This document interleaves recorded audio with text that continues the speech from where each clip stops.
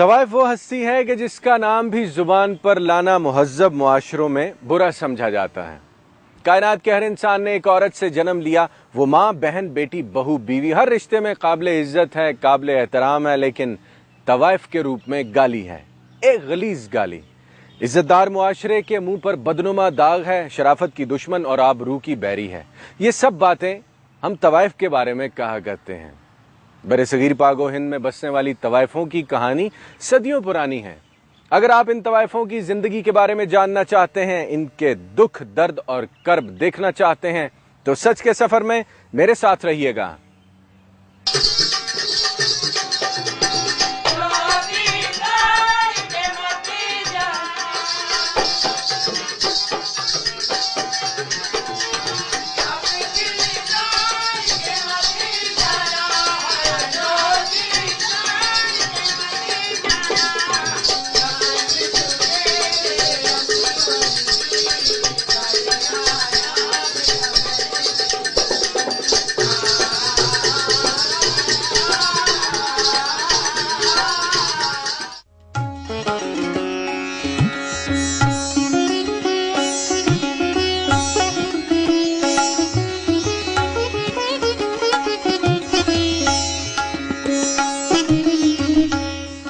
सन 1763 ईस्वी शहनशाह हिंद औरंगजेब आलमगीर का दौरे हुकूमत।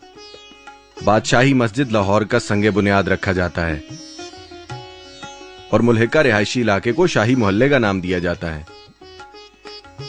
आजकल इस मोहल्ले को हीरा मंडी, चकला और बाजारे हुसन के अलावा और भी कई नामों से याद किया जाता है।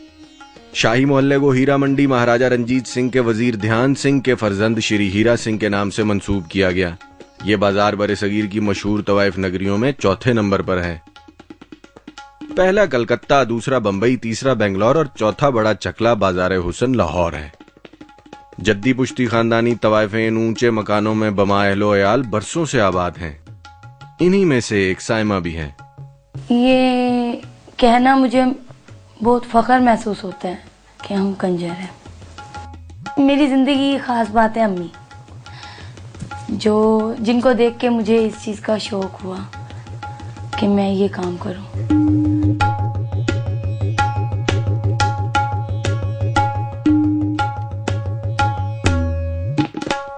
जो हजरात फिल्मों और ड्रामों में दिखाए गए तवाइफ के कोठे का तस्वुर लिए पहली मर्तबा यहाँ आते हैं, उनको ये जानकर हैरत जरूर होती है कि यहाँ किसी बालाई मंजिल पर सजे सजाए कोठे का कोई वजूद नहीं,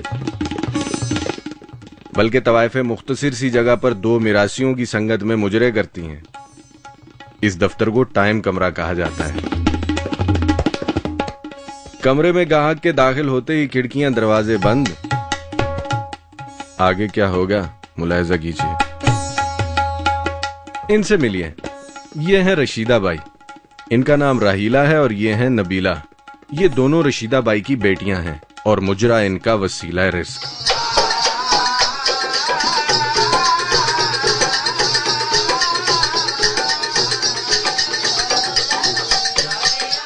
खानदानी हमारा यही काम है। हम ज्यादा भीड़ों के साथ करते हैं, लेकिन ये काम अभी नहीं है। वतने अजीज में औरत का सरेआम नाचना कानूनन जुर्म है, लिहाजा तवाइफ का कारोबार चलाने के लिए कुछ कानूनी ज़ाब्तों की भी जरूरत होती होगी। ये बकायदा हमने ये इजाजत ली थी, और काम तो हमारा इधर इतना नहीं चलता।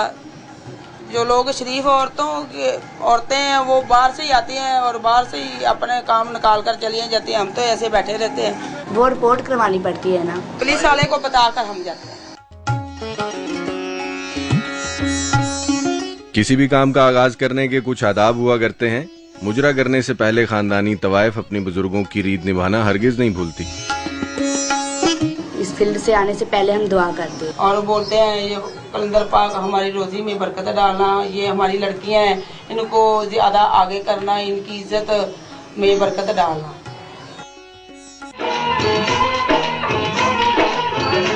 टाइम कमरों में तवाइफें रात 11 बजे से 1 बजे तक मुजरा करती हैं, लेकिन तवाइफ का असल कारोबार 1 बजे के बाद शुरू होता है, यानी जिस्म फरोशी। होती हैं ऐसी, क्यों नहीं होती, लेकिन ये लड़कियां खानदानी नहीं है। जैसे हम हैं तवाइफ हैं, ये वैसी लड़कियां नहीं है। 2 नंबर जिन्हें कहते हैं ये वो लड़कियां हैं।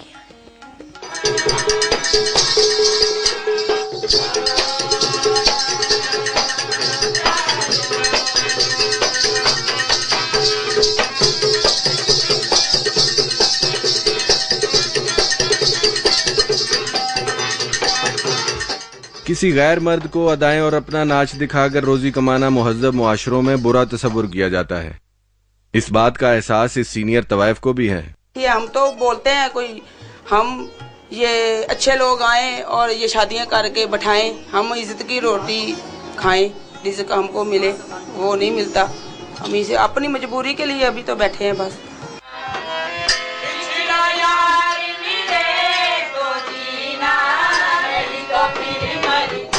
बकौल तवाइफ के अगर उसे मुजरा करना हो तो सरकार का जारी करदा लाइसेंस हासिल करना उसके लिए जरूरी है, लेकिन तमाशबीनी के लिए ना किसी परमिट की जरूरत है और ना ही किसी कानूनी इजाजतनामे की। बस नोटों की एक तगड़ी गड्डी ना सिर्फ हसीनो जमील तवाइफ को राम कर लेती है, बल्कि पेचीदा कानूनी मसाइल भी मिनटों में ढेर हो जाते हैं।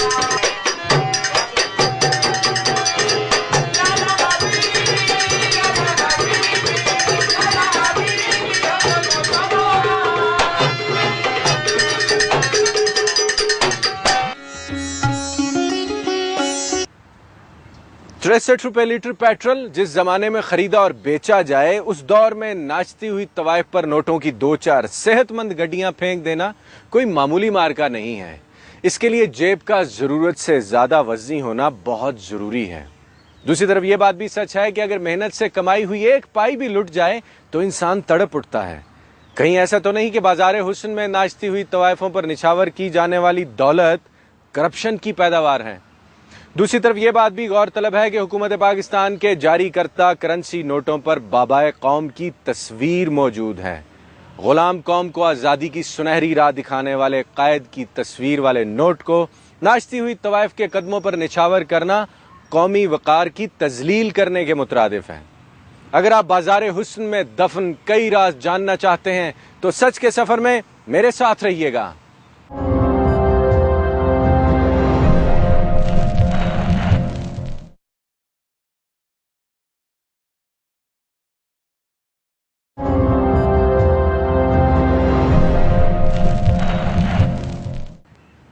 हीरा मंडी लाहौर एक कदीम बाजार हुस्न है। गो के बहुत से घराने इस इलाके को छोड़कर लाहौर के पॉश एरियाज में जा बसे हैं, लेकिन आज भी हीरा मंडी लाहौर में कुछ बूढ़ी तवाइफें अपनी खानदानी रिवायात का चिराग जलाए टूटे फूटे कोठों पर अपनी 9 उम्र बच्चियों के पैरों में 5 किलोग्राम वजनी घुंघरू बांधे हर रात तमाशबीन का इंतजार करती हैं। तवाइफ को आज तक हमने रुस्वा किया, उसे अपनी मर्जी के मुताबिक जब चाहा नचाया, भगाया और हर रंग में इस्तेमाल किया। तवाइफ को तालीम, इज्जत की रोटी, आबरू की जिंदगी और खैर की मौत देने के लिए हम में से किसी ने भी अमली तौर पर कभी कुछ नहीं किया। तवाइफ सब कुछ होगी, लेकिन एक औरत भी तो है। इंसानों के बारे में फैसले करते वक्त इंसान बन जाना ही इंसानियत है। अगर आप हीरा मंडी लाहौर और बाजार हुस्न के बासियों की जिंदगियों में चुभे हुए निश्तर देखना चाहते हैं तो सच के सफर में मेरे साथ रहिएगा।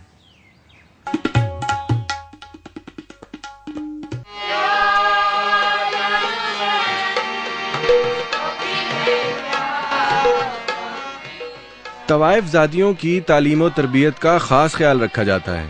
हर रोज पिछले पहर मिरासी उस्ताद फन्ने मौसीकी और रक्स की तरबियत देने इनके घर आते हैं।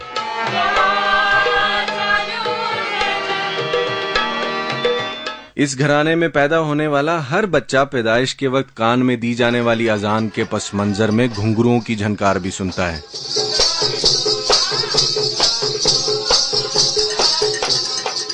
पहले मुझे शौक नहीं था, लेकिन सुन के ज्यादा हुआ, इसलिए फिर मेरा दिल किया मैं भी गाऊं। फिर उस्ताद जी ने सिखाया। कई उस्ताद ऐसे भी हैं, खाते भी हैं, पैसे भी लेते हैं, सिगरेट भी पीते हैं, बोतलें भी पीते हैं, सब कुछ लेते हैं। हमारे हो गए।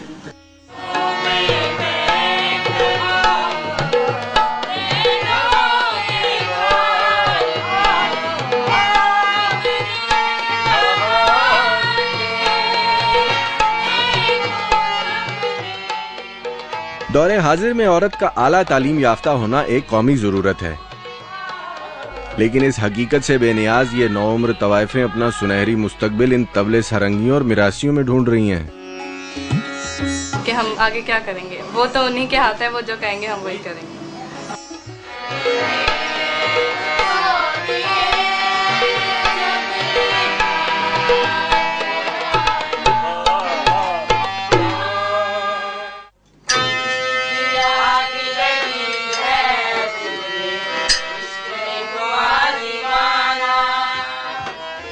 रात भर मुजरा करने वालियां सूरज तुलू होते ही थक हार कर इन चिकों के पीछे पर्दा नशीन हो जाती हैं। तवाइफ सो गई तो गोया हर सूहू का आलम है। ऐसे में इक्का दुक्का उम्र रसीदा रिटायर्ड तवाइफें ही नजर आएंगी, जैसे कि ये बदरो बाई।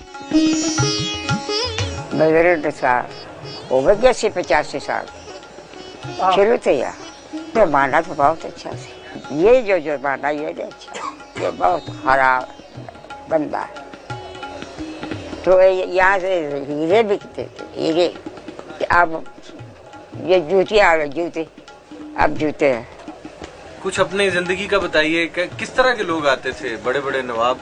जी ऐसे तो नहीं आते थे, कमरे लगाते थे, कमरे आगे वहाँ बैठ गए ना, ऐसे बैठे थे तो साथ बैठे, हम भी बैठे और वो आ गए बैठ गए।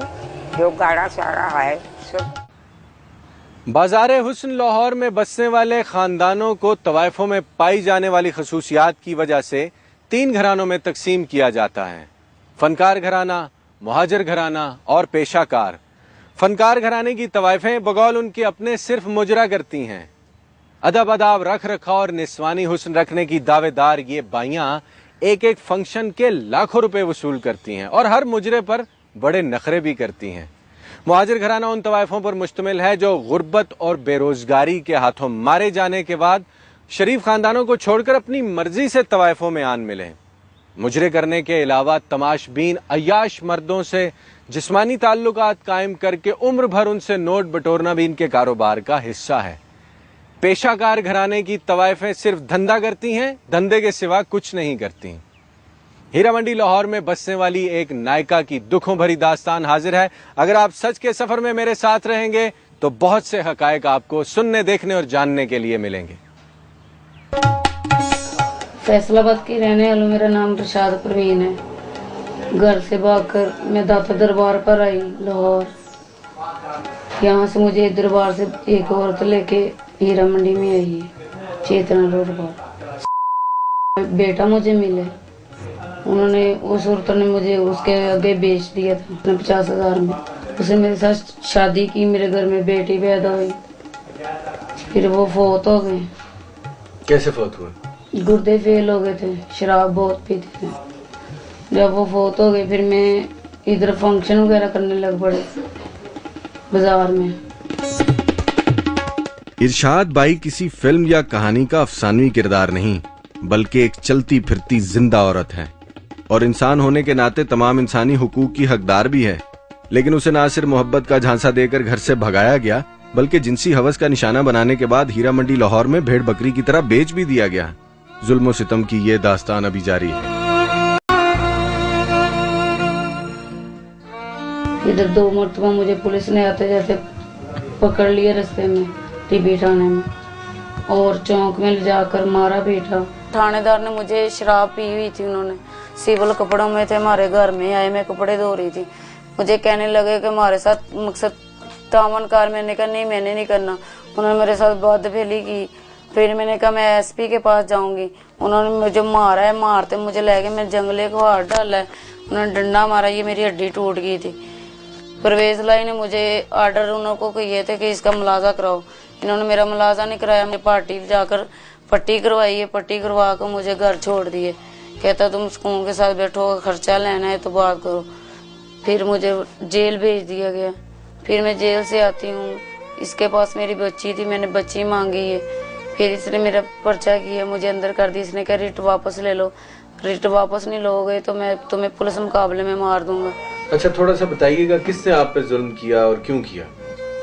एक ऐसे ही, एक खान ऐसे सब इंस्पैक्टर इन्होंने मेरे नाल बुरा भला किया है। इन्होंने फिर मुझे मारा है, मकसद लिटा कर मुझे लितन मारे इन्होंने, चौंक में ठुड्डे मारे हैं मुझे, बहुत मेरे साथ जास्ती की।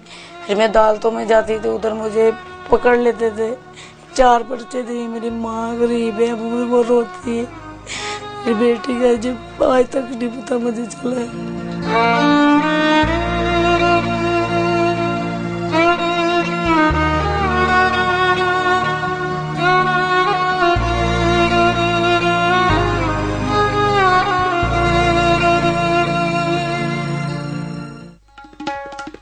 ये हैं इंस्पेक्टर मकसूद गुज्जर, हीरा मंडी पुलिस स्टेशन के थानेदार। इन पर तवाइफों के साथ सरेआम हाथापाई करने का इल्जाम है। औरतों को मैं नहीं मारता, ना मुझे मारने की जरूरत है, लेकिन मुझ में एक आदत है कि जब मैं पकड़ लेता हूं तो फिर मैं छोड़ता नहीं। वो छोड़े कोड़ छोड़े।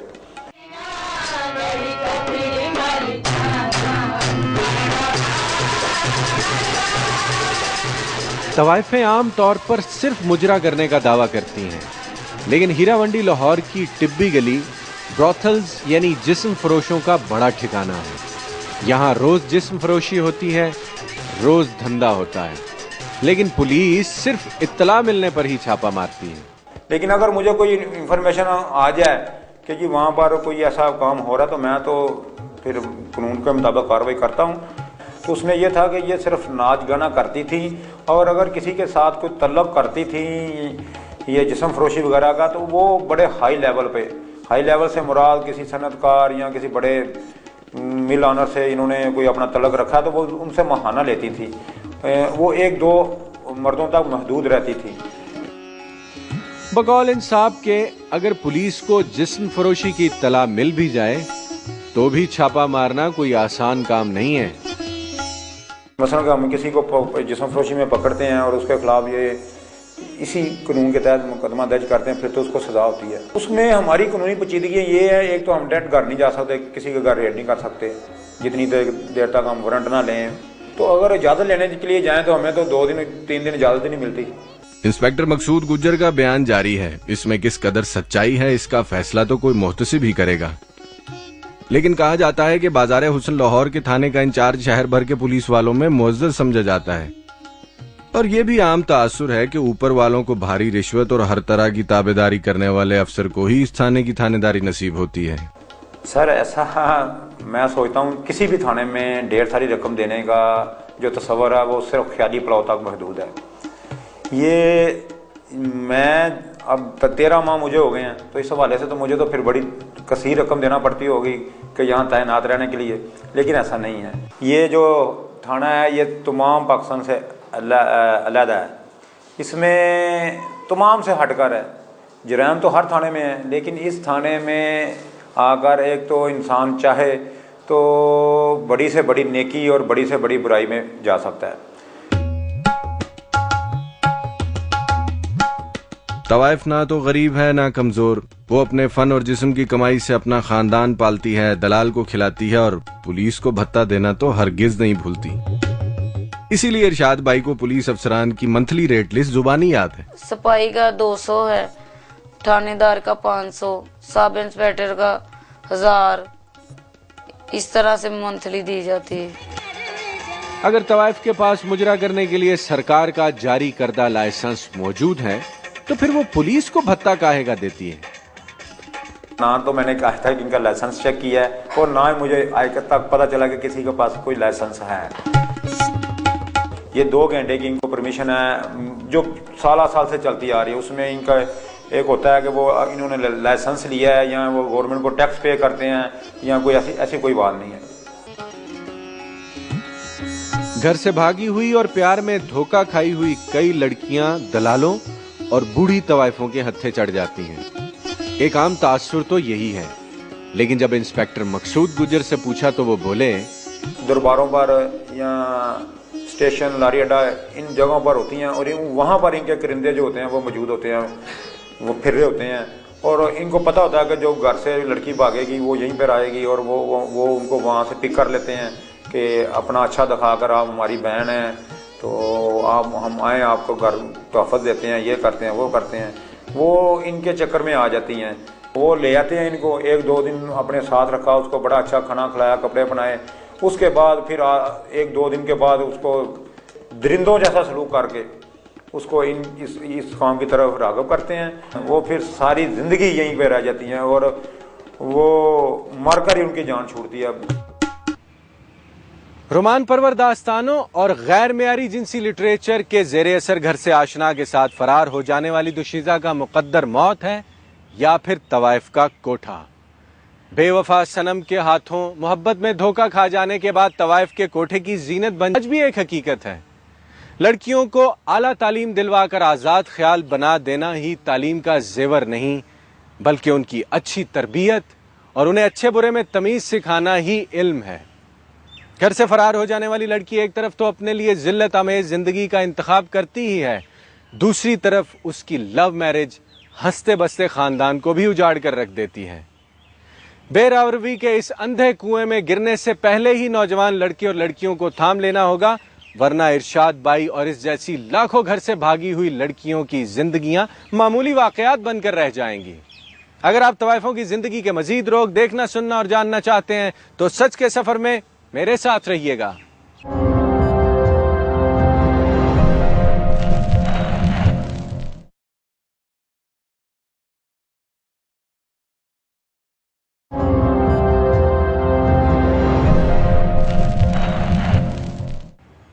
किस्से, कहानी और अफसाने नावलों में आपने कोठे पर बसने वाली 9 उम्र तवाइफों की नथ उतरवाई के बारे में जरूर सुन रखा होगा, जरूर पढ़ रखा होगा।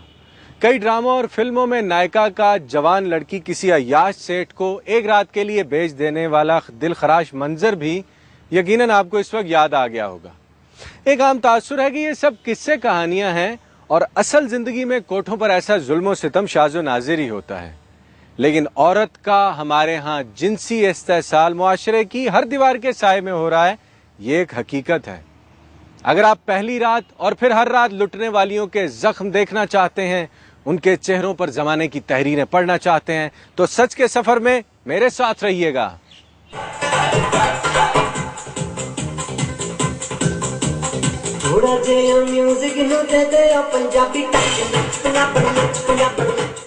तवाइफ घराने में बेटी की बड़ी इज्जत है, क्योंकि वो खानदान के लिए एक ऐसा ब्लैंक चेक है जिसे किसी मालदार तमाशबीन के हाथों नथ खुलवाकर जब मर्जी कैश करवा लिया जाए। कुछ ऐसा ही वाकया इस नौजवान तवाइफ की जिंदगी में भी पेश आया। मेरा नाम सना है, ठीक है। मैं पैदा तो यहाँ पर ही हुई हूँ। मेरी शादी एक रात की हुई थी, 6 माह तक चली थी। उसके बाद फिर खत्म हो गई। सिर्फ अगर किसी ने 2 लाख 3 लाख 4 लाख दे दिया ना एक रात का, तो वो शादी कर लेते हैं। यहाँ पर एक रात की शादी होती है, निकाहनामा नहीं चलता।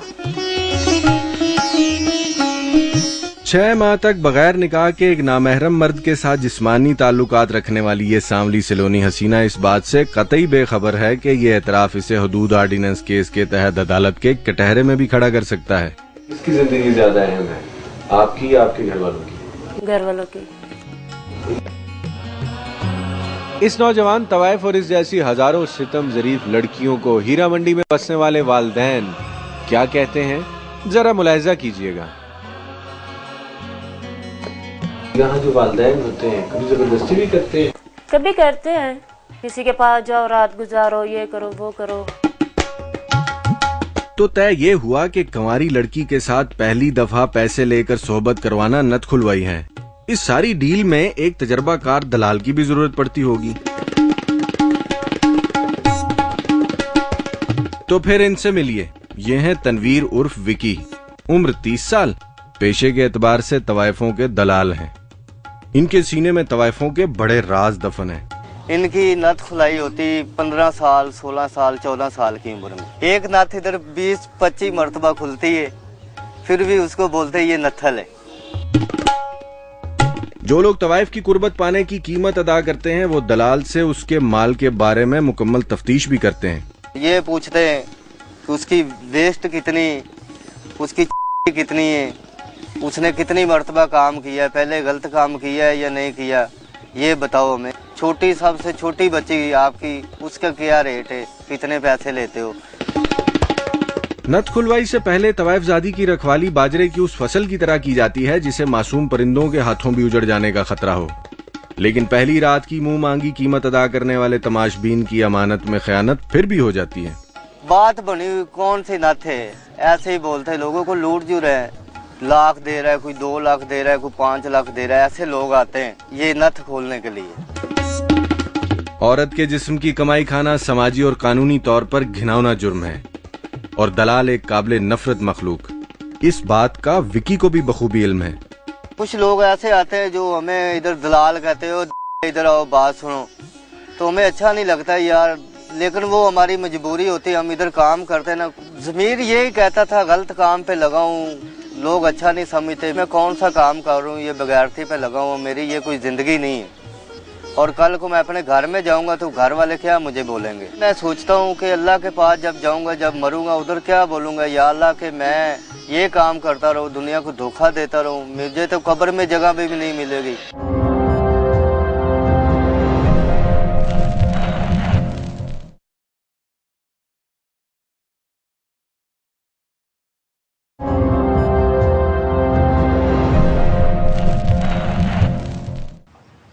हीरा मंडी लाहौर में टाइम कमरों की सहूलत से फायदा उठाकर मुजरा करने वाली तवाइफों, घर से भागी हुई नायका इरशाद बाई पर होने वाले जुल्मों सितम और बाजार हुस्न की कम उम्र तवाइफ सांवली की नथ उतरवाई की सच्ची दास्तानें हमने सुनी।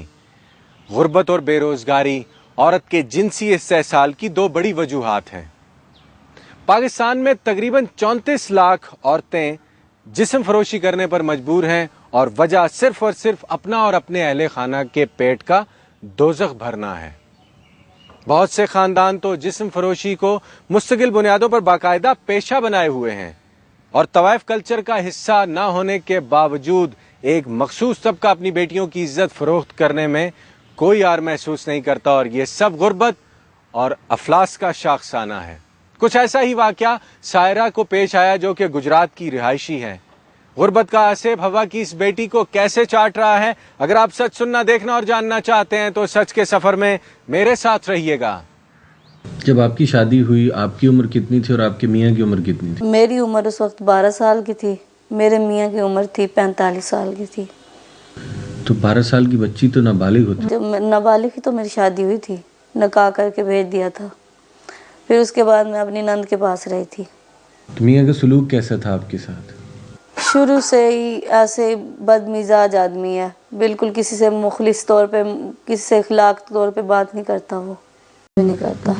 अगर मैं पता है वो क्यों नहीं करता, वो जो चाहता था ना वो मैं नहीं सुनती थी उसकी। अगर वो उसकी मैं वो सुनती ना, फिर मैं बहुत अच्छी थी। आप समझ सकते हैं कि भाई वो जो चाहता था, जब मैं समझदार हो गई उसके बाद मैं उसके कहने में नहीं रही। जैसे लोग मुझे पता क्या कहते हैं कि भाई तू अच्छी भली खूबसूरत है और इस जैसे बंदे के साथ गुजर, उससे तो तुम्हारा शुक्रगुजार होना चाहिए और वो तुम्हारा कितना ख्याल करे। मगर नहीं, उसने मेरे साथ एक दिन भी अच्छा सलूक नहीं किया। शुरू में कभी कभार वो काम कर लेते थे, तो फिर उसके बाद वो काम उन्होंने छोड़ दिया बिल्कुल। उसके बाद मैंने घर में कढ़ाई वगैरह का काम सीखा। उसके बाद कढ़ाई के बाद मैंने जॉब की पीसे वगैरह पे। बाहर जाती थी तो रिश्तेदार वगैरह बुरा महसूस करते थे। घर में मियाँ हर वक्त डांटता रहता था। फिर बच्चे हो गए, 2 बेटे हैं, 3 बेटियाँ मेरी। फिर उनके लिए मैं जीना शुरू कर दिया। मैंने कहा अब औलाद के लिए तो इंसान कुछ ना कुछ करता है। असल में वजह ये थी कि अम्मी ने डिवोर्स ले ली थी अब्बू से। अब्बू से डिवोर्स के बाद अम्मी ने उसको, मेरी दो भाई थे और एक मेरी छोटी सिस्टर थी। हम अम्मी के पास थे डिवोर्स के बाद। इसके वालिद के पास थे। अम्मी ने शादी करके कहीं चली गई थी। उसके बाद अम्मी आई, उन्होंने कहा मैं अपने बच्चे लेने के लिए आई हूँ। मुझे और मेरे बहन भाइयों को लेके चली गई। वहाँ से फिर आई। अम्मी की तबीयत बहुत ख़राब हुई। डॉक्टर ने कहा कि भाई इनको खुशी भाई दिखाओ तो ये बच जाएंगी, शायद अब ना बचें। फिर हम रोने पीटने लगे। भी हमारी अम्मी ने ना, जैसे मोहल्लेदार होते हैं, उनको कहा कि मैं बड़ी की ना शादी करना चाहती हूँ, तो मेरी पत्नी हालत ख़राब है। वो मेरी अम्मी का भाई बना हुआ था, उसकी जो बीवी थी ना, उसका ये भांजा था मेरा मियाँ। उसने कहा उसे कोई भाई उसकी शादी हो जाएगी, वो फिर जब लड़की के साथ रहेगा वो खुद कमाने लग जाएगा, अभी तुम उसे दे दो। फ़िलहाल उसकी जो बहन थी उसने हामी भर ली कि मैं अपने पास रख लूँगी। बस निकाह करके इन्होंने भेज दिया मुझे। मियाँ आपका उस वक्त काम नहीं करता था जब आपकी शादी हुई? सुना तो है जगह बहन ने दी थी, राशन वगैरह भी बहन दे देती थी, वो अमीर थी बहुत। और ये कभी कभार 6 महीने में साल में चला जाता था काम में। पहले ये कभी कभार कर भी लेता था, अब तो बिल्कुल भी नहीं है। इसका कज़न था, उसने बस मेरे साथ जो ज़्यादतियाँ की हैं ना, बस। थोड़ा बताइए उन ज़्यादतियों। वो मुझे ले गया था यहाँ से, वो मुझे कहता था मैं तुम्हारे साथ शादी करूँगा। मैं कराची चली गई थी उसके साथ। शादी उसने शादी भी ऐसे बस 4 बंदों में बैठ के निकाह जैसे कहते हैं ना कर लिया। ये उससे पैसे लेता था, उसकी ज़्यादती नहीं है, ये इसी की ज़्यादती है। उसकी ज़्यादती क्यों होती? अगर तू इतना अच्छा होता तो तू क्यों मांगता उससे पैसे? अगलों ने पैसे देने के उसमें मुझे ले गया, उसके साथ मैं रही, इसने मुझे डिवोर्स दे दी थी।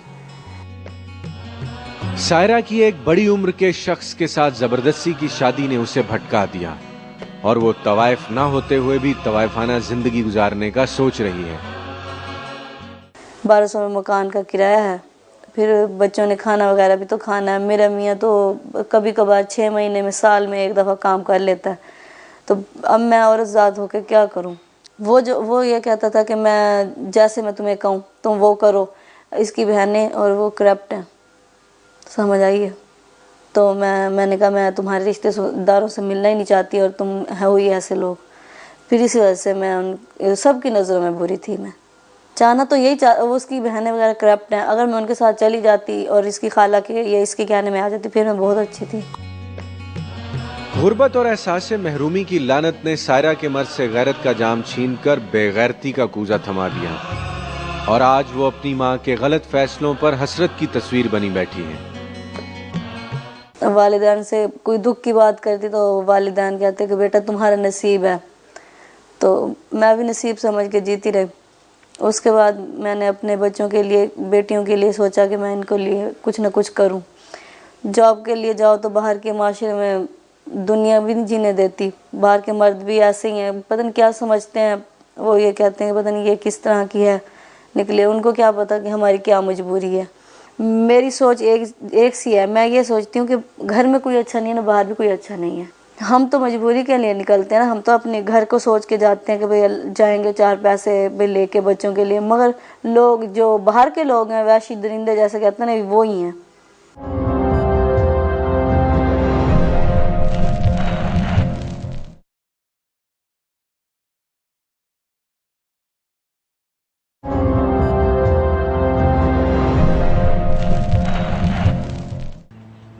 अपनी नादानियों, जवानी की भूल भलैयों, मजबूरियों और बड़ों के गलत फैसलों की वजह से तवाइफ के कोठे की दहलीज तक जा पहुंचने वाली कई सितमज़दा औरतों से सच के सफ़र में मेरी मुलाकातें हुईं। इन सब औरतों पर ढाए जाने वाले मजालिम बड़े ही रिवायती किस्म के हैं। सबसे बड़ा जुल्म तो ये है कि हीरा मंडी लाहौर में जिस्म फरोशी करने वाली औरतें हर खास व आम के साथ जिनसी ताल्लुकात कायम करने की वजह से मुहलिक और जानलेवा बीमारियों का शिकार रहती हैं और मुआशरे में एड्स, हेपेटाइटिस और टीबी फैलने का शदीद खतरा मौजूद रहता है। माजी की एक हुकूमत ने शाही मोहल्ला लाहौर के खानदानों के धंधे पर बैन लगा दिया था, लेकिन सरकार की ये दूरअंदेशी काम ना आई और तवाइफ कल्चर शाही मोहल्ले से निकलकर दूर दराज आबादियों में फैल गया और आज तवाइफ कल्चर का खून एक जमाने के मुंह को लग चुका है। तवाइफ घराने में पैदा होने वाली औलादों का किस्सा भी बड़ा ही गंभीर है, बड़ा ही दिलखराश है। अगर आप तवाइफ ज़ादों और नाचने वालियों के पेट जनों से मिलना चाहते हैं, उनके दुख दर्द देखना चाहते हैं, उनके जख्म देखना चाहते हैं, तो सच के सफ़र में मेरे साथ रहिएगा।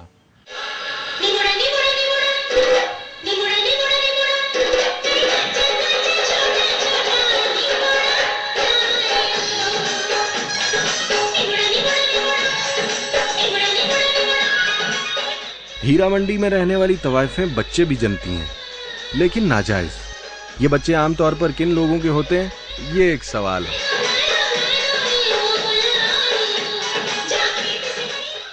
ये क्या है?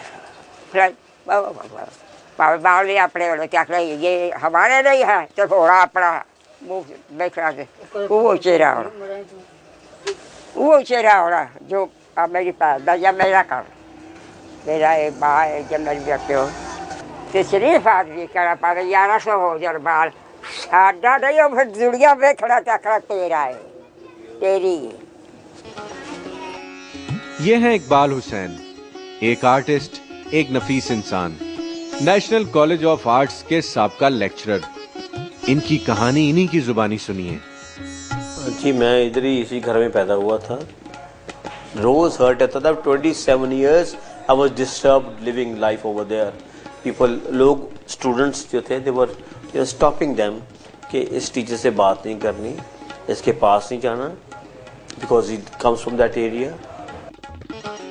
बाज़ारे हुस्न लाहौर में पैदा होने के जुर्म ने इकबाल हुसैन पर जिंदगी का दायरा तंग कर दिया और ऊंची कदरों वाले मुआशरे के नाम निहाद ठेकेदार इस आर्टिस्ट से हीरा मंडी का बासी होने का तावान वसूल करते रहे।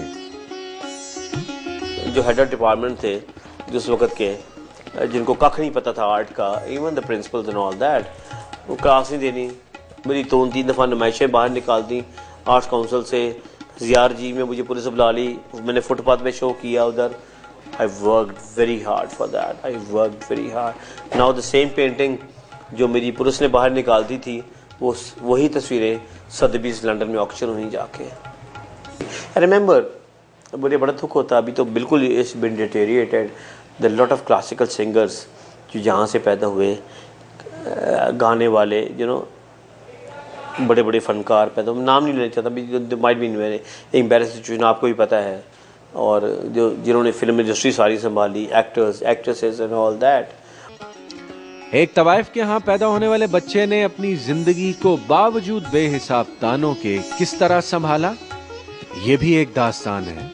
एक एंगर था, एक गुस्सा था कि why people hate us, why don't they respect the talent, why don't they respect as a human being। हम भी, हमारा भी शनाख्ती कार्ड पाकिस्तानी बना है, एक सिविलाइज कंट्री का है। तो आप कौन होते डिसीजन लेने वाले? कुदरत ने मुझे यहाँ पैदा किया, लेकिन कुदरत का बहुत बड़ा एहसान है मुझ पर। I am very strong believer of God कि कहाँ मुझे पैदा किया और कहाँ मैंने मेहनत के साथ, इतनी मेहनत के साथ अपना नाम कमाया, इंटरनेशनल लेवल पे कमाया और सच्चाई ईमानदारी से मैं काम करता रहा। मैंने नहीं सोचा कि यार ये क्या कहेगा या वो क्या कहेगा।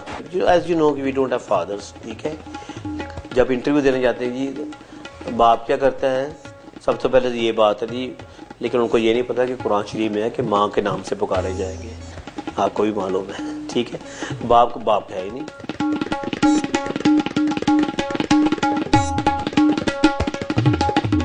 इनका नाम मियां खालिद कुरैशी है।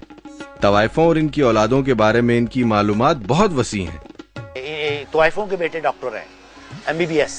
तवाइफों के बेटे फौज में भी हैं, पाकिस्तान आर्मी में कर्नल तक उनका रैंक गया, ब्रिगेडियर। यहाँ एक हमारा दोस्त अभी फौत हुआ है, वो कारगिल के सेक्टर में।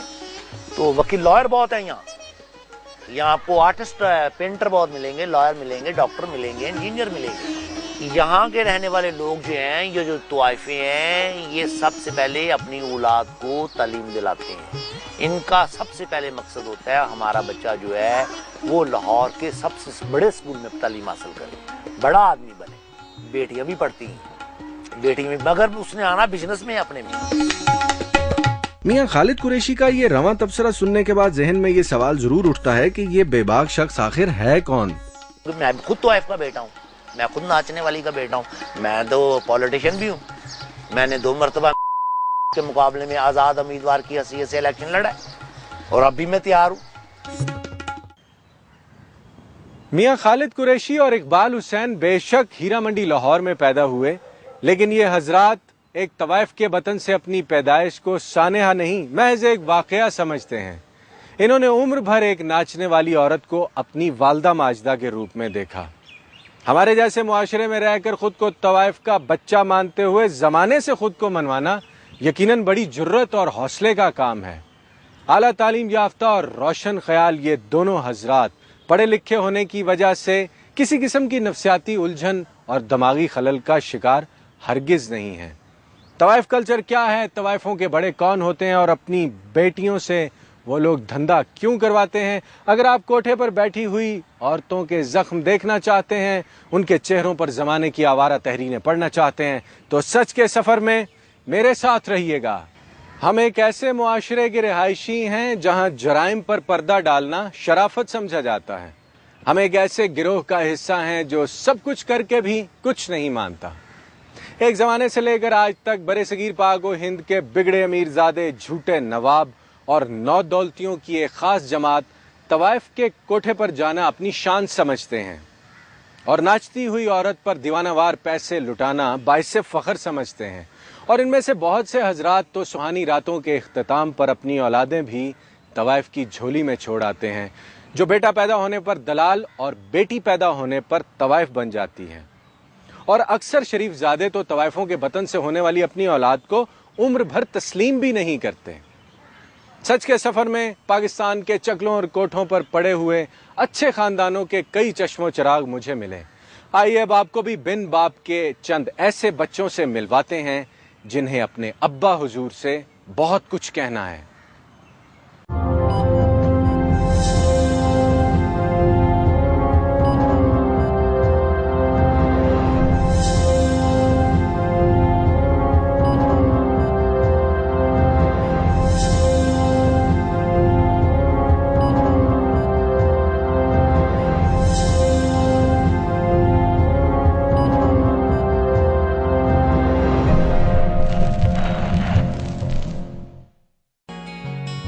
ये अंदरून पंजाब का एक कस्बा है और ये एक तवाइफ की बेटी है जो अपने बारे में और अपने वालिद के बारे में कुछ कहना चाहती है। मेरा नाम पिंकी कांवल है। जो मेरे वालिद साहब हैं वो बहुत बड़े जागीरदार हैं, एक्सेप्ट नहीं करते हैं वो कि ये मेरी बेटी है। तो उनसे बहुत ज़्यादा नफरत करती हूँ और कभी कभी तो उनको देख के रोना भी आ जाता है कि ये फादर है, लेकिन कितनी बेबसी है कि इन्हें कह भी नहीं सकती फादर। बाप नजरों के सामने हो और बेटी उसे बाप न कह सके, इससे बड़ा जुल्म कोई किसी पर क्या करेगा। दिल क्या कहता है आपका अपने वालिद को देख के? कभी कभी तो बहुत रोना आता है और कभी कभी दिल से बद्दुआ निकलती है। अभी आप मुझे ये बताएं कि एक बाप अपनी बेटी पे साल बाद मिलता है, 5-6 महीने बाद मिलता है, उसके सर के ऊपर हाथ रखने की बजाय वो उसे सलाम देता है, तो वो वालिद तो ना होगा ना। ज़हन में बगावत तो आती है ना कि ये भी मुझे वही समझ रहे हैं, इनका तो मैं खून हूँ।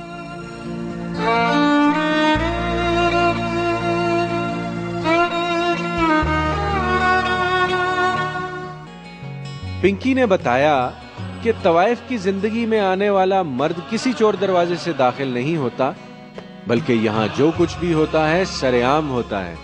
बस सबसे पहले तो उन्होंने फ़ोन नंबर लेना होता है, उसके बाद फिर उन्होंने बात बढ़ानी होती है, जी मेरा दिल करता है आपको मिलने को। बस इस तरह की बातें सुनाएंगे। हम भी समझ आते हैं कि ये बंदा जो है अब चाहता है कि मैं इसे हासिल करूं, तो फिर वो उस बात पे आ जाएंगे कि जी आप मेरे साथ 2-3 दिन के लिए सैर करने जाएंगी नहीं जाएंगी, इन चीज़ों पे आ जाएंगे। जब सैर पे चले गए तो फिर दोस्ती शुरू। पिंकी बाई का तमाशबीन मर्दों बारे तजुर्बा दुरुस्त है, लेकिन हीरा मंडी लाहौर के रिहायशी मियां खालिद ने कुछ मजीद इंकशाफात भी किए कि जो जिम्मेदार लोग होते हैं उनके यहाँ औलाद नहीं होती थी, वो तवाइफों के जिस्म से बच्चे पैदा करते थे और वापस अपने बच्चे वही अपनी शरीफ औरतें, अपनी जो उनकी बेगमें होती थी, उनके पास ले जाते थे और उनको दे देते थे। तवाइफ की बड़ी सीधी साधी नफ्सियात होती है। माशूकी उसे माँ की तरफ से विरसे में मिलती है और वो इस विरासत को हमेशा अपने हक में इस्तेमाल करती है। एक तवाइफ थी जिससे पूछा गया था कि तुम्हारा बाप कौन है, उसने कहा पैसा। तुम्हारी माँ कौन है, उसने कहा पैसा। तुम्हारा भाई कौन है, उसने कहा पैसा। इवन कि उसने सब रिश्तों को ही पैसे का ही नाम दिया था। तवाइफ को कभी प्यार नहीं होता है, इनको अगर प्यार है तो सिर्फ और सिर्फ पैसों से। सवाल यह है कि पैसा पैसा करने वाली ये मखलूक कभी दिल के हाथों मार भी खा सकती है। क्यों तवाइफ का दिल नहीं है? तवाइफ मोहब्बत करती है। तवाइफ को कभी प्यार नहीं होता है, कहते हैं कि उसके सीने में दिल नहीं होता है।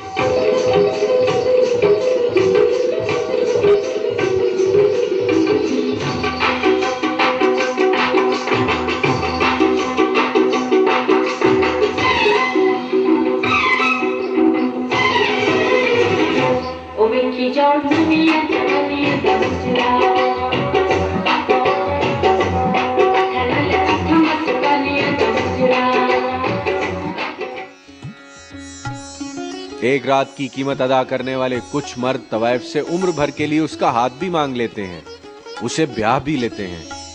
पिंकी से जब इस बारे में पूछा तो उन्होंने बताया, एक शख्स एक तवाइफ की जिंदगी में आया, उससे मोहब्बत की, शादी की, वो शादी बाद में नाकाम क्यों हो जाती है? क्योंकि हम एक अजीब ज़हन रखने वाली होती हैं, खुला सा, आज़ाद घूमना फिरना, इधर आना उधर जाना, एकदम फिर बॉन्ड हो जाना। शादी करने को जी चाहता है? बिल्कुल है। आप करना चाहते हैं मुझसे शादी? कर सकते हो।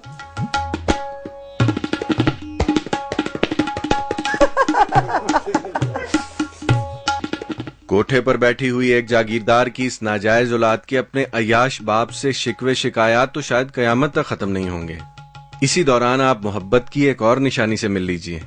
इस फील्ड में बाप नहीं होते। इस बच्चे जब बड़ा होता है ना तो बाप को गाली निकालता है कि ये ऐसा बाप था कि अपने ऐसा नीच और गंदी फितरत का अपने हफज की खातर हमें इस मंजिल पे पहुंचा गया है। इसने हमें अपनाया नहीं, क्या इसके पास पैसे नहीं थे, जिस्मानी तौर पे पैसे थे कि रात रह के तो गुजार के चला गया। उनको पता चलता है, फिर बाद में वो कहते हैं कि नहीं ये तो हराम का, ये पता नहीं किसी और का है, ये मेरा नहीं है। लाई हयात आए कज़ा ले चली चले, ना अपनी खुशी आए ना अपनी खुशी चले। तवाइफ उम्र भर अपने बाप से शदीद नफरत करती है, लेकिन फिर खुद भी जिंदगी में वही गलती दोहराती है जो उसकी माँ ने की थी, यानी किसी तमाशबीन या आशिक़े नामदार के नाजायज बच्चे की पैदाइश। ये वो दर्स है जो तवाइफ घराने की हर बेटी अपनी बेटी को देती है। लेकिन हम किसी इंसान से तवाइफ के घर पैदा होने के जुर्म में जीने का हक तो नहीं छीन सकते। हमारे मुआशरे की ऊंची कदरें उस बच्चे की इज्जत नफ्स को उम्र भर क्यों ठोकरों में उड़ाती हैं जो कुदरत की मर्जी से किसी तवाइफ की झोली में आन गिरा।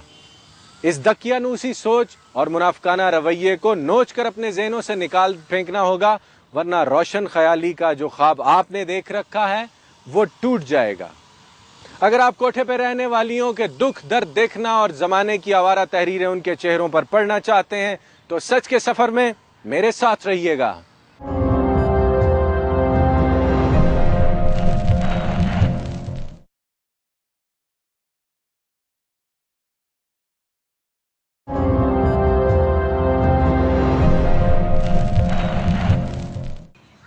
हीरा मंडी लाहौर के बासियों की जिंदगियां आपने मुलाहिजा की, वहां बसने वाली तवाइफों पर ढाए जाने वाले मुजालिम भी आपने सुने। आइए अब मुल्तान चलते हैं, जहां जुल्म सितम की कई दास्तानें आपकी मुंतजिर हैं। अगर आप तवाइफ की सच्ची कहानी सुनना चाहते हैं, बिनते हव्वा की इस बदनाम जमाना बेटी के जख्म देखना चाहते हैं, तो सच के सफर में मेरे साथ रहिएगा।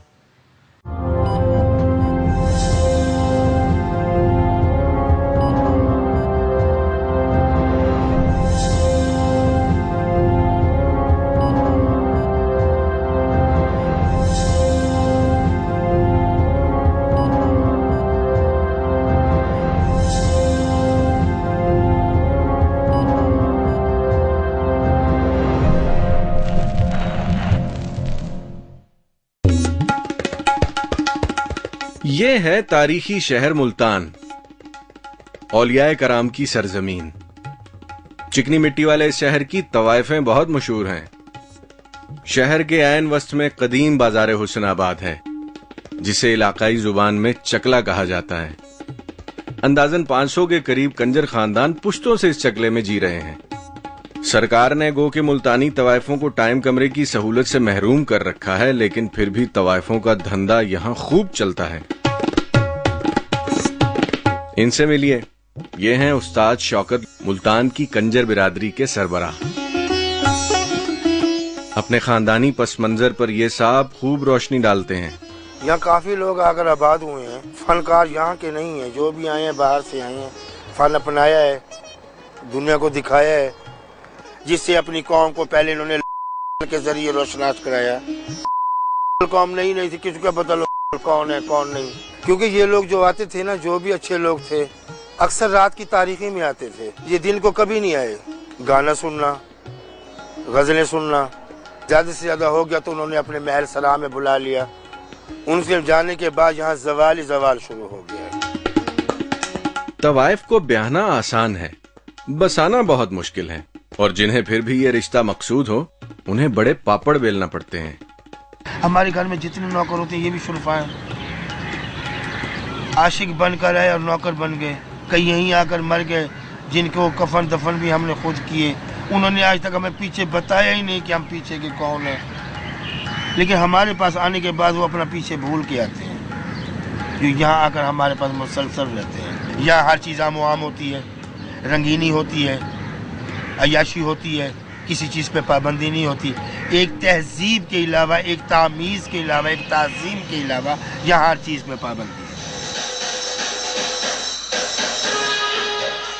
चकले में बैठी हुई औरत को जमाना जिस नाम से भी याद करे, ये एक अलग बहस है, लेकिन उस्ताद शौकत का ये बयान भी ऑन रिकॉर्ड है।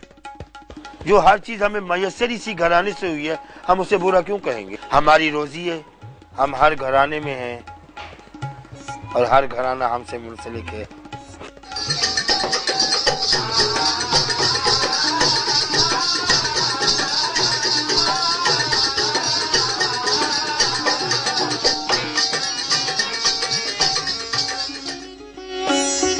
खानदान के बुजुर्गों की तरफ से तवाइफजादी को भरपूर एतमाद मिलता है, और यही एतमाद मुस्तकबिल में उसके काम भी आता है। औरत का ज़हन उसका खाली कर देते औरत की तरफ से कि तुम औरत नहीं हो, तुम मर्द हो, तुमने 20 पे हुकूमत करनी है। पहला नंबर तुमने घर चलाना है। एक बाप होते कमाने वाला, लेकिन वो बाप नहीं, बाप भी तुम हो। एक भाई कमाने वाला है, वो भाई भी नहीं, भाई भी तुम हो। आगे औलाद कमाने वाली है, वो भी नहीं है, तुम हो। क्योंकि इन पे भी उनकी हुकूमत, फिर नौकर चाकर रख लिए, उन पे भी उनकी हुकूमत। एक लड़की ने कमाना है, 20 ने खाना है। ये हमारे घोड़े हैं, इनकी लगामें जो हैं वो होती हैं शातिर के हाथ में, जो कहते हैं भी शातिर दिमाग के हैं। पीछे वो बैठे होते हैं, जिनके कहने पे वो लड़की अमल कर रही होती है, बाहर की दुनिया को वो बेवकूफ़ बना रही होती है। पब्लिक रिलेशनिंग यानी ताल्लुकाते आमा तवाइफ के कारोबार का बुनियादी हिस्सा है। बाजारे हुस्न में मुजरे की दुकान सजाकर बैठना सिर्फ गाने बजाने की हद तक महदूद नहीं, बल्कि असल कहानी ये है। अब देख ले कैसे चल तरीके से न्याज बांट रहे हैं। ये नौकरों का काम है बांटना, लेकिन वो साथ फिर रहे हैं ना, नौकर भी साथ है, लेकिन ये साथ है क्योंकि सारे अब सब मोहल्ले में, सारे इलाके में जो घूमेंगी, न जाने कितनी आंखें होंगी जो तर होंगी, कई प्यासे होंगे जो उनकी प्यास बुझेगी सिर्फ शक्ल देखकर, लेकिन वो न्याज बांट रही है।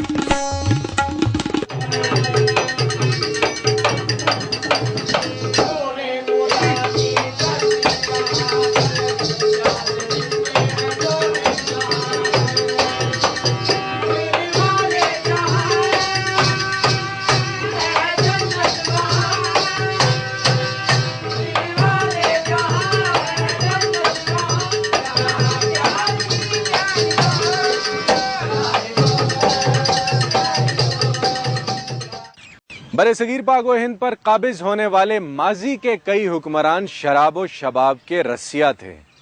लौंडी की आड़ में नाचने गाने वाली उनके दरबारों और हरम सराओं के ऐसे चिराग थीं कि जिनके वतन से न सिर्फ शहजादे शहजादियों ने जन्म लिया, बल्कि मुस्तकबिल के हुक्मरानों को अदब आदाब, रख रखाव और तहजीब के कवानीन भी इन्हीं तवाइफों ने सिखलाए।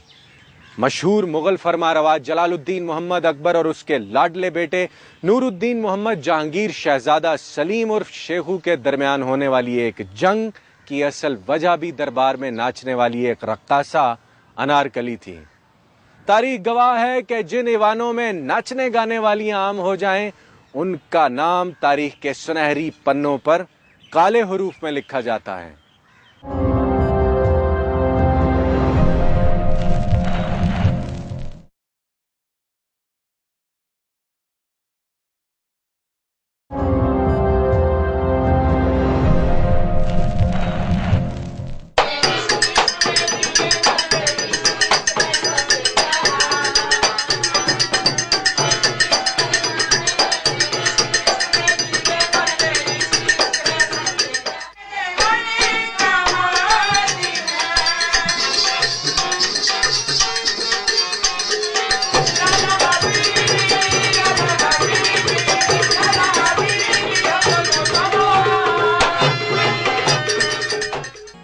अगर तवाइफ जिस्म है तो तमाशबीन रूह।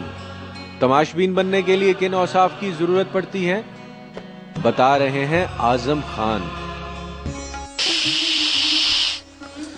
मैंने जिंदगी में कारोबार किया तो हीरा मंडी में किया। बहुत बड़ा खानदान है कंजरों का। ये भी एक खानदानी लोग होते हैं। अमीर लोग आके इनको यूज करते हैं, तो एक अयाशी के तौर पे यूज करते हैं, बाद में फंसा जाते हैं। अयाशी के तौर पे हम भी जाते थे गाना वाना सुनने, तो बाकी इन लोगों से मिला कुछ नहीं। ये भी एक नशा है जवानी में, ये भी एक नशा है। अगर हम गरीब घराने के होते तो आज भीख मांगते। ऐसा प्यार मोहब्बत दिखाते कि आदमी फंसा जाता है। प्यार मोहब्बत बीवी भी देती है? बीवी तो हर वक्त के आदमी तंग आया होता है। अच्छा, तवाइफ के साथ प्यार हो जाए तो दिल की हालत क्या होती है? दिल की हालत तो अपने बच्चे भी अच्छे नहीं लगते। फिर तवाइफ मोहब्बत करती है? बाजारी मोहब्बत होती है। तवाइफ एक ताना है, ये जिंदगी में ना आदमी के साथ साथ चिपक जाता है। नथ खुलवाई क्या है? इनकी एक बोली होती है, बोली लगाते हैं, जो इनके म्यार के ऊपर उतर जाए तो वो एक सुहागरात मनाई जाती है। इनकी नथ हर वक्त खुली खुलाई होती है। खुली को भी ये कहते हैं कि ये नथ में है। नथ तो ज्यादातर इनके उस्ताद लोग ही खोल देते हैं। लीजिए, इन साहब ने तो तवाइफों का कोई पर्दा ही नहीं रहने दिया। अगर तवाइफ की जिंदगी का सबसे पहला लुटेरा उसका मिरासी उस्ताद है, तो फिर उस्ताद अहमदी से इस बात की तस्दीक जरूर करना पड़ेगी, क्योंकि इनकी सारी जिंदगी ना तजर्बाकार तवाइफ जादियों को तजर्बे कराते गुजरी है। ऐसे हो जाता है, इकट्ठे जो काम करते हैं वो फील्ड एक फील्ड होती है जी। उस फील्ड में अब ये ग्रुपों वाली की फील्ड में भी यही काम हो रहा है जी। लड़कियां लड़के एक दूसरे से चिपट जाते हैं, समझे हैं? तो मैं तो अपनी जवानी की बात कर रहा हूँ, मेरी जवानी की भूल है। अक्सर तवाइफें 13 या 14 साल की उम्र में ही मां बन जाती हैं। ये बड़े राज की बात है।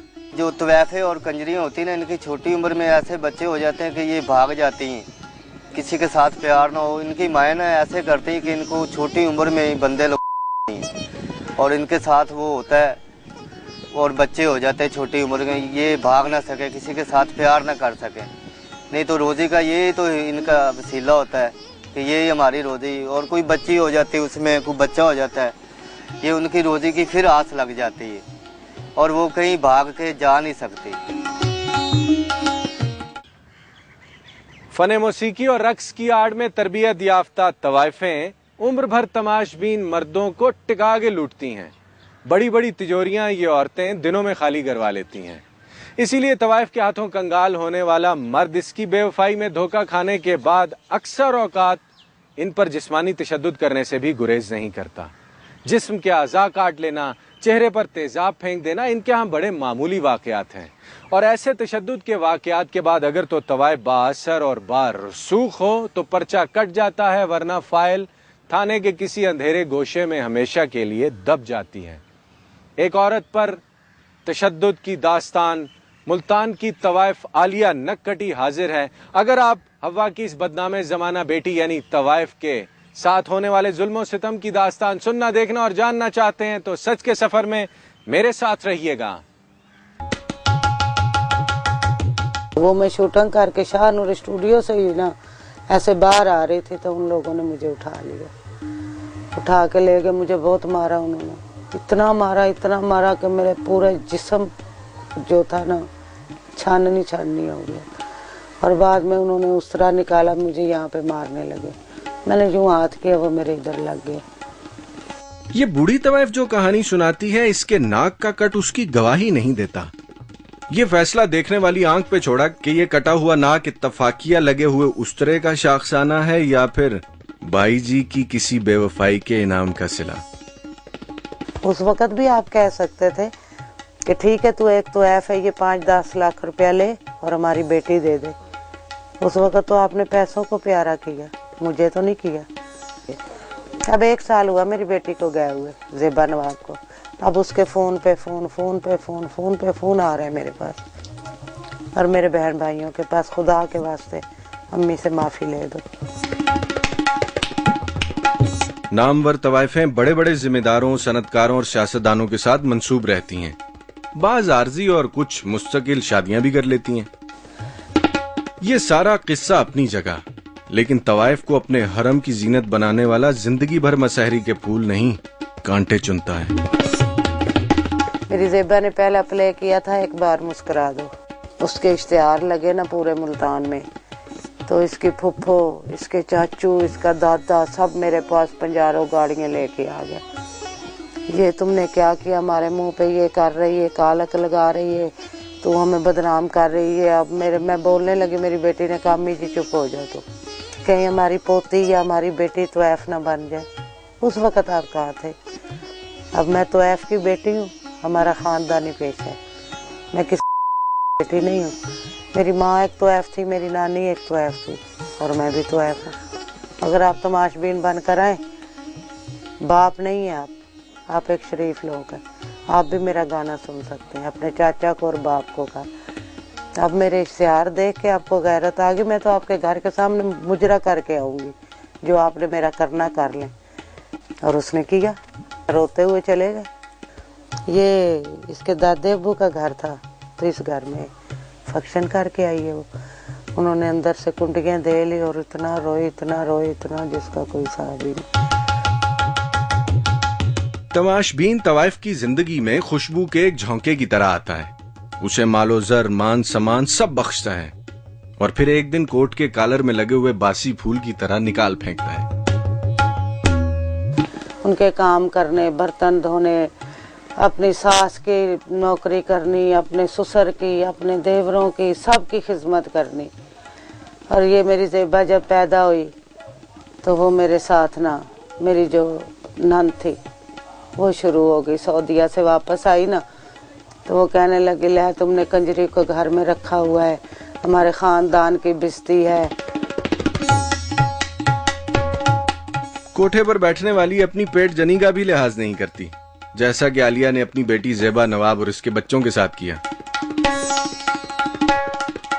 इतनी बेगैरत निकली कि हमें छोड़ के एक गंदे से आदमी के साथ शादी करके बैठ गई। कहती थी मैं केस करूंगी, मैंने कहा जा कर ले, तेरे में हिम्मत है तो ज़ेबा, इनका मुझे दे दो, ये मेरे भांजे के नाम है, मेरे से ले ही नहीं सकती वो। वल्दियत में उसका नाम मैंने लिखवाया था, इनके बाप का नहीं लिखवाया था।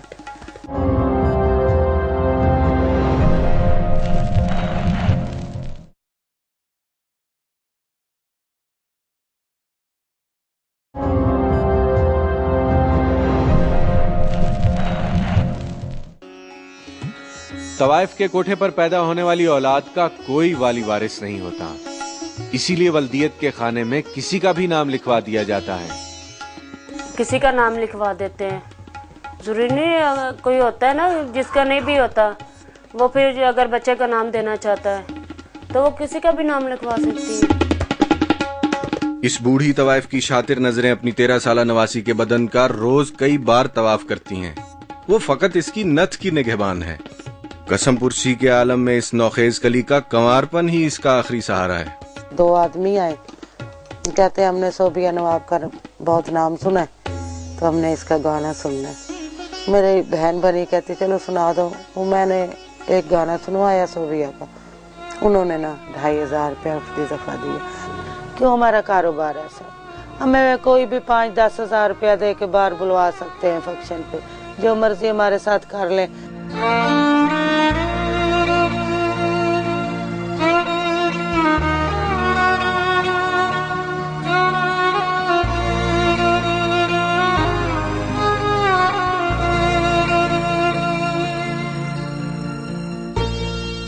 कंजर घराने के मर्द हजरात अक्सर अपनी औरतों की मार्केटिंग खुद ही करते हैं, जैसे कि ये मुल्तान का बासी खुर्रम। मेरे साथ लड़कियां दूर डांसर जाती हैं। हम काफी दूर हैदराबाद, कराची, इस्लामाबाद, पिंडी इधर तक गए हैं। जो मेरे से पूछता है आप कौन हो, मैं साफ कह देता हूँ कि तवाइफ का बेटा हूँ।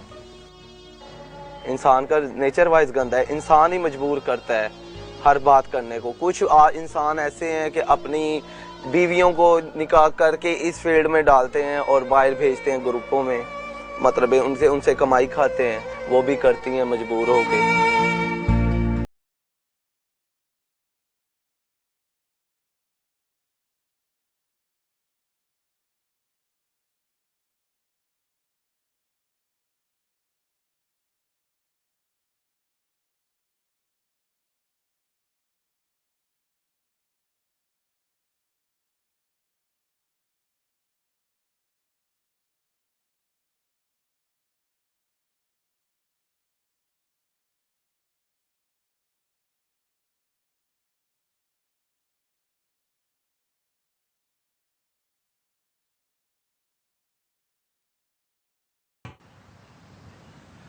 हीरा मंडी लाहौर शहर और मुल्तान के चकला बाजार में बसने वाली तवाइफों की जिंदगियां एक हकीकत हैं और इन औरतों पर ढाए जाने वाले मजालिम एक पूरी सच्चाई। हाकिम वक्त तो अवाम का माई बाप हुआ करता है। अगर सरकार अपने सीने में शफकत भरा दिल रखकर इन तवाइफ और इनके अहले खाना के लिए कुछ करना चाहे तो भी कोठे और कोठी खाने बंद नहीं होंगे। ये बात मेरी समझ में तो नहीं आती। आइए अब आपको मुल्तान शहर की एक ऐसी सितमज़दा औरत से मिलवाते हैं जिसे गुर्बत ने जितने जख्म दिए वो सब के सब बोलते हैं। औलिया का शहर मुल्तान है और एक 61 साला बुढ़िया। बस माँ बाप के घर तो सही रहती थी मैं, ते फिर बस दुख है मेरे, और तो कुछ नहीं मिले। मेरी फूफी का लड़का था, मेरा हम सफ़र था, हमारे पैदाइश रली हुई, फिर उसके साथ मेरी शादी होनी थी। माँ बाप ने इधर कर, मैं चुप हो गई। हमारे से बड़ा था और 40 साल का, मैं 14 साल की। भाई 3 साल 4 साल शादी को है ना, 14 साल के फिर मेरा बच्चा होया, बेटा होया, फिर मेरा बेटा, फिर बेटा। बस नशा खाता था, गोलियां वगैरह, कोई पता नहीं गोली लड़ गई, पता नहीं क्या हो रहा, बहुत हो गया। चीज़ें लगे, छब्बे लगे स्कूल के, मैंने बहुत दुख उठाए, साबुन बेचे, पता नहीं क्या क्या मैंने मसले किए। फिर मैंने घर का मसला पूरा किया, रोटी छोटी बच जाती थी, मजबूरी कहाँ ले जाती। जाने के बाद अपना और 4 यतीमों का पेट पालना इस अम्मा के लिए अजाब बन गया और बिना रंग रूप और जवानी के ही इस दुखियारी को तवाइफ का रूप धारना पड़ा। हम गए थे, बस मजबूरी से कोई औरत ले गई, हमारे मोहल्ले की दोस्त थी हमारी, फिर मैं चली गई उसके साथ, मजबूरी थी। और शराबी थे, नशा ही थे, मैंने जायज़ औरतों को मार कूट के लूटने पुटने, इज्जत के लूट भूखे थे। हमारे बच्चे हैं, बस गुजारा कर रही मैं। ऐसे मेरी तो बिल्कुल नफरत हो गई मर्दा से। हर कोई इज्जत का भूखा है, बस सारी दुनिया ऐसे करती, बस आज लगे लो लूट लो, ना कोई लेना ना देना। वैसे बच्चे थे ना छोटे छोटे, कहाँ ले जाती, कोई किसी का बोझ उठाता है। बस इस काम के लिए दुनिया है, और कोई काम नहीं दुनिया पे। और बहुत बुराइयाँ हैं। कोई मर्द ऐसे होते हैं हाथ भी नहीं लगाते तो बहुत अच्छे होते, कोई मर्द ऐसे होते बस कुछ ही ना करो, सब कुछ लूट लो तो 1 रुपया भी ना दो। ऐसे ऐसे हैं दुनिया पे। बस गई, मर्जी की बात है, पसंद आ गई हो तो चले जाते। कोई किसी मर्द कोई किसी के पीछे नहीं भागता, या तो औरत पीछे भागती है मर्द की, और मर्द होते है उसके पीछे भागता है, दोनों की खो होती है। ये काम पे फायदा नहीं है, ये काम पे जिल्लत ही जिल्लत है। मुल्तान शहर की 61 साला जिस्म फरोश अम्मा से आप मिले, इसकी बूढ़ी हड्डियों के दाम और पुराने गोश्त के रेट भी आपने सुने। औरत समाज के दहकाए हुए जहन्नुम में जाने कब तक जलेगी, ये बात कोई भी वसूख से नहीं कह सकता। गुर्बत और मजबूरियां कभी औरत को घुंघरू पहनाती हैं और कभी जिल्लत का झूमर। अगर आप हवा की बदनामे जमाना बेटियों यानी तवाइफों की जिंदगियों के बारे में मजीद हकायक सुनना, देखना और जानना चाहते हैं तो सच के सफर में मेरे साथ रहिएगा।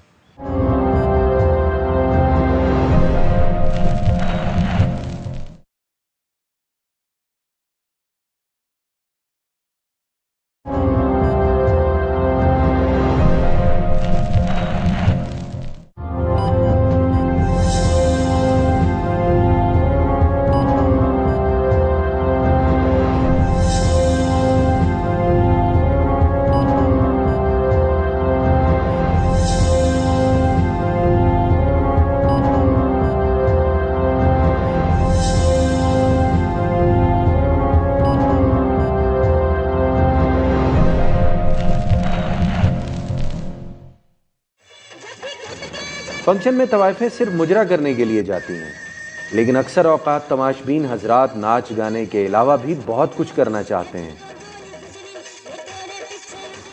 असल में बात यह है कि कुछ लोग तवाइफ को सिर्फ इस नज़र से देखते हैं कि बस ये इसका काम है कि इसे मिलो, इसे हासिल कर लो। दूसरे लफ्ज़ों में आप जिस्म फरोशी कह लो। जो सदियों से चला आ रहा है, जो तवाइफ का काम है, उसका काम है अपना फ़न बेचना, गाना सीखना। वो बचपन से उसे सिखलाई दी जाती है, वो सीखती हैं अपना गाना, डांस सीखती हैं बाकायदा, क्लासिकल हो कथक हो, ये सीख के अपनी परफॉर्मेंस पे वो जितना भी कमा सकती हैं वो कमाती हैं। कुछ घराने ऐसे हैं जो कि महाजर कह लें आप, अपनी गुर्बत, अपनी मजबूरी, किसी भी वजह से इस माशरे में आके वो भी बस गए हैं। और अब तो एक नया ही सिस्टम चल गया है, बाहर से लड़कियां आती हैं जिनका काम ही जिस्म फरोशी है, जो कि तवाइफ का काम बिल्कुल ये नहीं है। उसका काम इतना ही है कि वो अपने फन का मुजाहरा करके लोगों का दिल जीत ले। ये है कि हम इतबारी बंदों के साथ जाते हैं जिन्हें हमें पता हो कि ये हमारे साथ कोई बदतमीजी नहीं करेंगे। ये लड़कियां खानदानी नहीं है, जैसे हम है ना, ऐसी नहीं है। वो लड़कियां कोई गडवी वाली हो गई, कोई चूड़ियों वाली हो गई, ऐसी हैं। और ये जैसे हम हैं तवाइफें, ये वैसी लड़कियां नहीं हैं। 2 नंबर जिन्हें कहते हैं ये वो लड़कियां हैं, लेकिन जिनको कुछ नहीं आता, और तो कुछ आता नहीं है ना, उनको गाना आता है ना कोई बजाना आता है। सिर्फ यही है कि उन्होंने वर्गल करना है और कमाना है। उन्होंने अपने साथ साथ हमारा भी नाम खराब कर दिया।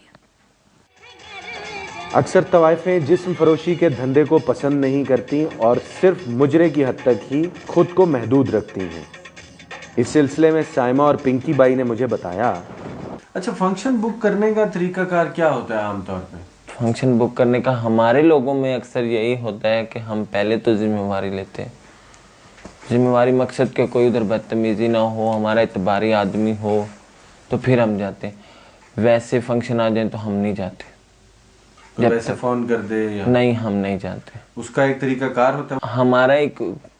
वैसे भी हम जब तक इतबार ना हो ना हमें, हम नहीं जाते। चाहे हम रपट भी करवा के जाए ना, इतबार वाले बंदे भी होते हैं, फिर भी हम रपट करवा के जाते हैं। रपट वाला क्या कॉन्सेप्ट है? फंक्शन पे जाने से पहले डांसर हम पागेट थाने में इतला करके जाते हैं कि हम फलानी जगह जा रहे हैं। अपने इलाके के थाने? अपने इलाके के थाने। वो हमारी रपट होती है कि मोहल्ला जो बंद हो गया, आखिर हमने भी तो रोजी करनी है ना, हमारा खानदानी रवायत है। ठीक है, मैं इस माहौल से ताल्लुक़ रखती हूँ, तवाइफ हूँ, लेकिन इसका मतलब ये नहीं है कि मैं जिस्म फरोशी करती हूँ। मेरा काम है कि मैं अपनी मेहनत मजदूरी करके अपने बहन भाइयों का पेट पालती हूँ। उनकी जो जायज़ हद तक उनकी ख्वाहिशात हैं वो पूरी करती हूँ, और अल्लाह का शुक्र है मेरे परफॉर्मेंस से ही उनका पेट भी भर जाता है और उनकी ख्वाहिशात भी पूरी हो जाती हैं। मैं इसी में खुश हूँ। यहाँ इस मोहल्ले का जहाँ आप रिहाइश पजीर हैं, इसके बारे में यहाँ का कल्चर कुछ बताइए। ये मोहल्ला एक इंसान की नज़र के साथ बुरा है, लेकिन ये मोहल्ला इतना बुरा नहीं है। सभी ये समझते हैं कि यार ये मुआशरा बहुत गंदा है, मगर ये मुआशरा गंदा नहीं है। अगर ये मुआशरा गंदा हो तो फिर यहाँ आने वाले लोग भी तो गंदे होंगे। ये मुआशरा गंदा नहीं है। ये लोगों का कहना है कि ये यहाँ ना जाओ, ये ना करो, वो ना करो, लेकिन ये बात नहीं है। आपके सामने यहाँ बहुत से लोग आते जाते होंगे? हाँ, यहाँ बहुत ज़्यादा लोग आते हैं फिर चले जाते हैं। ये जगह जो ऐसी हुई, मुजरा होता है, कमरे लगते हैं, यहाँ ये चक्कर नहीं है। इधर तकरीबन 15-20 साल 25 साल पहले ये चीज़ थी। यहीं से सभी की एक्टरों की माएँ ये सब कुछ यहीं कमरे लगाती थी कि कैसे तवाइफों को पैसा देना है, कैसे उनका गाना सुनना है, क्या करना है। ये 2 नंबर औरतों ने ख़राब कर रखा है कि क्या है जी, ये लड़की ये खूबसूरत लेके आते हैं 2-3 हज़ार में, उसमें रात भी उन्होंने गुजार ली और फंक्शन भी सुन लिया, तो फिर वहाँ तो एफओ का क्या काम है। बाज़ार हुस्न लाहौर में सदियों पुराने तवाइफ कल्चर की कई यादें दफन हैं। माजी की नामवर तवाइफों में से एक बुढ़िया आज मुझे इस हाल में मिली। जमाने की गर्दिश ने इस तवाइफ से इसकी हर याद छीन ली है, लेकिन रक्स जंजीर पहनकर किया जाता है, इसे आज भी याद है।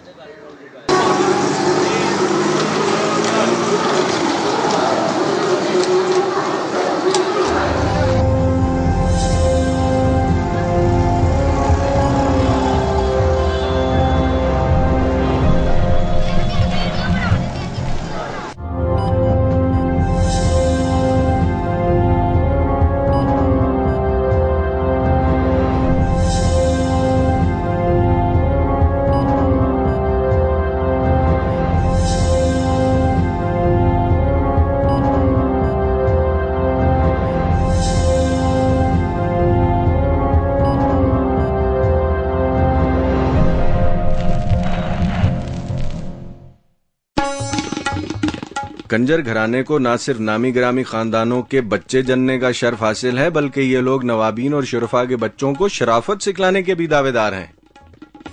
नवाब खानदान के जो औलादे हैं वो हमारे घरों में आके तरबियत सीखते थे, छोड़ते थे उन्हें अपनी औलादों को कि इनके पास एटिकेट सीखने के लिए। जो जिम्मेदार थे वो अपने बच्चों को भेजते थे कि हमारे बच्चों को तमीज़ आए, वो तालीम हासिल करने के लिए हमारे घर भेजते थे। नवाब लोग कहते थे कि अपना किसी से तमीज़ सीखनी है तो किसी तवाइफ के घर जाओ, उससे तमीज़ सीखो।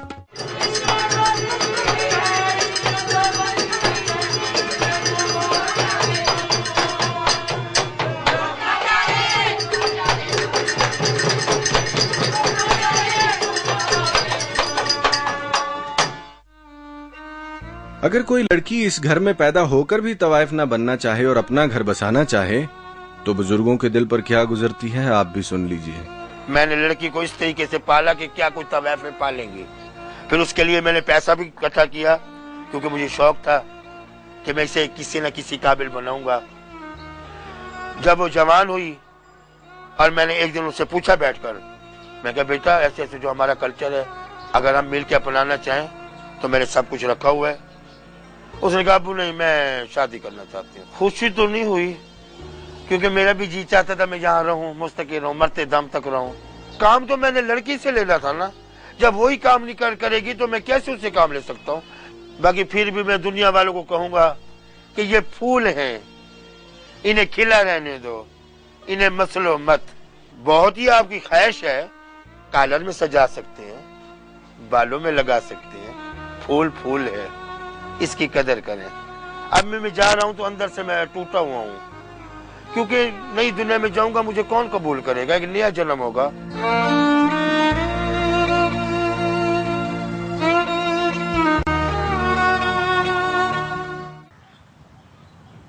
गुर्बत से जो राहें निकलती हैं उनमें से कुछ चकलों और कोठों पर आकर रुक जाती हैं। तवाइफ ना तो कल्चर है और ना ही हमारे कल्चर का हिस्सा, ये गुर्बत की पैदावार है। लेकिन सदियों से एक तबका ऐसा चला आ रहा है जो तवाइफ को हमारे मुआशरे का अटूट अंग बनाने पर मुसिर है, और इन हजरात की जेरे सरपरस्ती तवाइफ ने हर दौर में खूब तरक्की भी की है। गैर मुहज्जब, फोहश कलाम, अनपढ़, नाअकबत अंदेश तवाइफ किसी तमाशबीन मर्द का सीक्रेट आइडियल तो हो सकती है, तहजीब और तमद्दुन का गहवारा नहीं। Just take good care of yourself always. Bye bye.